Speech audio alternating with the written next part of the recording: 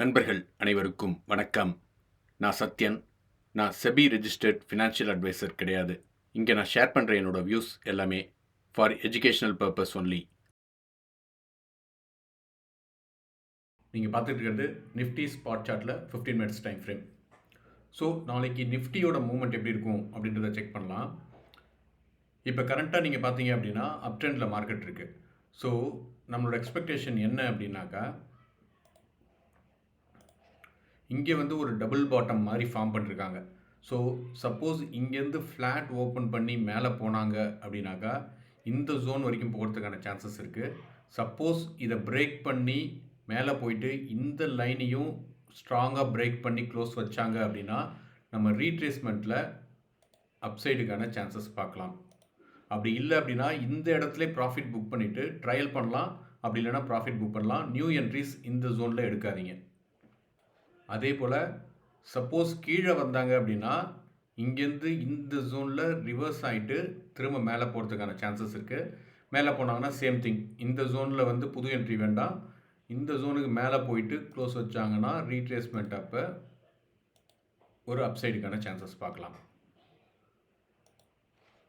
Suppose இங்கேருந்து flat open பண்ணி கீழே இதை பிரேக் பண்ணாங்க அப்படின்னாக்கா முடிஞ்ச அளவுக்கு ட்ரேட் பண்ணுறதை அவாய்ட் பண்ணுங்கள். ஏன்னா இந்த ஜோன் வரைக்கும் கீழே வந்துட்டு இங்கேருந்து ரிவர்ஸ் ஆகிறதுக்கான சான்சஸ் இருக்குது. இங்கேருந்து ரிவர்ஸ் ஆனாங்கன்னா இது வரைக்கும் போகிறதுக்கான சான்சஸ் இருக்குது. அதனால் முடிஞ்ச அளவுக்கு டவுன் சைடுக்கான ஆப்பர்ச்சுனிட்டியை அவாய்ட் பண்ணுங்கள். ஒரு ஸ்கேல்பிங் என்ட்ரி வேணால் போயிட்டு வரலாம். பொசிஷன் ஹோல்ட் பண்ணுவீங்கன்னா போகாமல் இருக்கிறது நல்லது. இந்த லைனுக்கு கீழே போய் ஸ்ட்ராங்காக க்ளோஸ் வச்சா மட்டும்தான் நம்ம ஒரு ரீட்ரேஸ்மெண்ட்டில் டவுன் சைடுக்கான மூவ்மெண்ட் பார்க்கலாம்.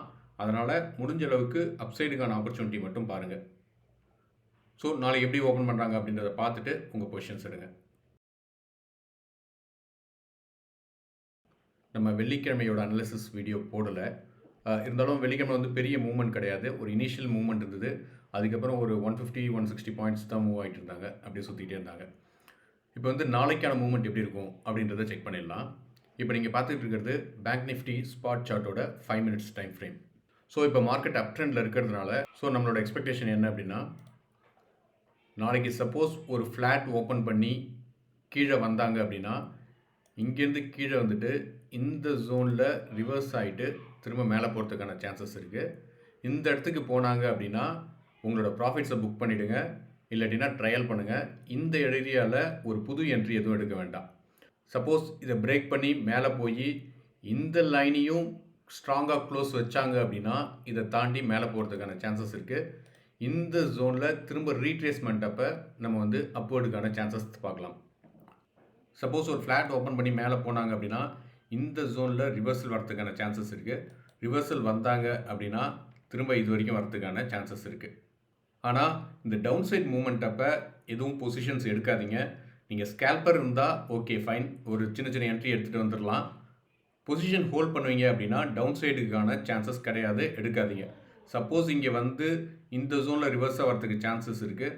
சப்போஸ் இதை பிரேக் பண்ணி கீழே இந்த லைனை ஸ்ட்ராங்காக பிரேக் பண்ணி கீழே க்ளோஸ் வச்சாங்கன்னா தான் டவுன் சைடுக்கான என்ட்ரி இருக்குது. அது வரைக்கும் டவுன் சைடுக்கான என்ட்ரி கிடையாது. ஸோ நாளை எப்படி ஓப்பன் பண்ணுறாங்க அப்படின்றத பார்த்துட்டு உங்கள் பொசிஷன்ஸ் எடுங்க. தேங்க்யூ.